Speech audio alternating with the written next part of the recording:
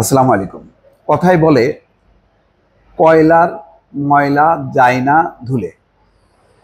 অর্থাৎ যতই আপনি ধোন না কেন, পরিষ্কার করেন না কেন, কয়লার ময়লা থেকেই যাবে। তো বাংলাদেশের রাজনীতিতে সম্ভবত সেরকমই একটা চরিত্র ওবায়দুল কাদের, যার কোনো লাজ লজ্জা নেই বলে আহ, রাজনৈতিক মহলে ব্যাপকভাবে প্রচারিত।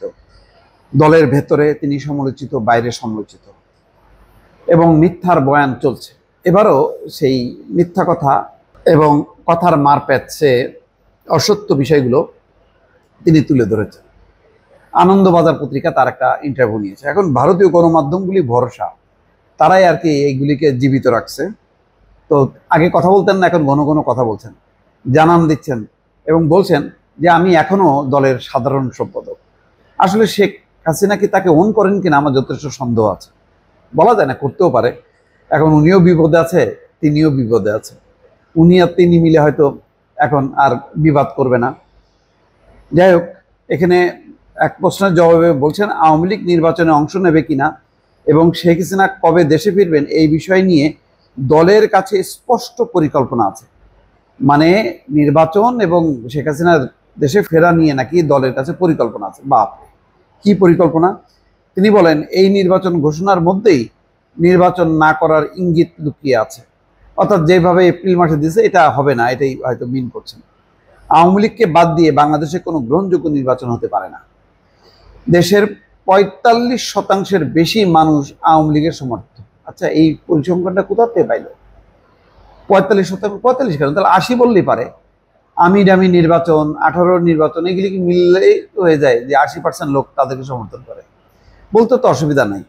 মার্শাল্লাহ, মানে এই টার্ম পার হওয়ার পর এটা মোটামুটি 100% হয়ে যেত। মানে বিরোধী দল বা মত কেউ থাকতে পারে সেটা আর মানে বাস্তবে আর সম্ভব ছিল না। অন্তত পরিসংখ্যানগতভাবে কেউ আর দেখাতে পারতো না।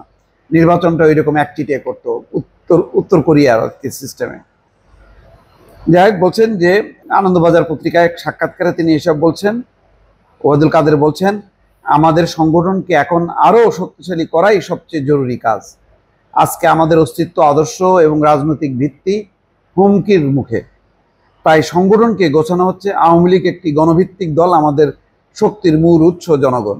হাই রে জনগণ! জনগণের কথা যদি চিন্তা করতো তাহলে তো আজকে এই দুর্দশার মধ্যে পড়তে হতো না। জামাত ইসলামীর সাম্প্রতিক ঘোষণার সঙ্গে ডক্টর ইউনূসের নির্বাচনের সময়সূচি মিলে যাওয়া প্রসঙ্গে তিনি বলেন ডক্টর ইউনূসের ক্ষমতার প্রধান উৎস হচ্ছে মৌলবাদী এবং উগ্র সাম্প্রদায়িক গোষ্ঠী।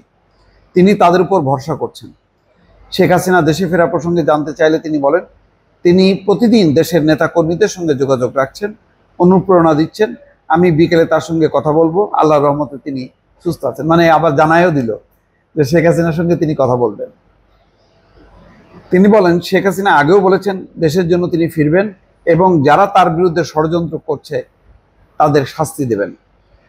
তবে তিনি কবে ফিরবেন তা এখনো বলা যাচ্ছে না। সবকিছু নির্ভর করছে দেশের রাজনৈতিক পরিস্থিতি, জনগণের মনোভাব এবং আন্তর্জাতিক পরিবেশের উপর।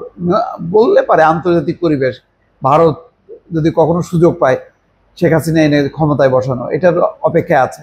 ভারতের সিগন্যাল ছাড়া তো ওনারা নড়াচড়া করেন না। এই হচ্ছে দর্শক ওবায়দুল কাদেরের বয়ান। এখন এটা কোনটা সত্য কোনটা মিথ্যা এটা আপনারাই বিচার করে নেবেন। ভালো থাকবেন। আল্লাহ হাফেজ।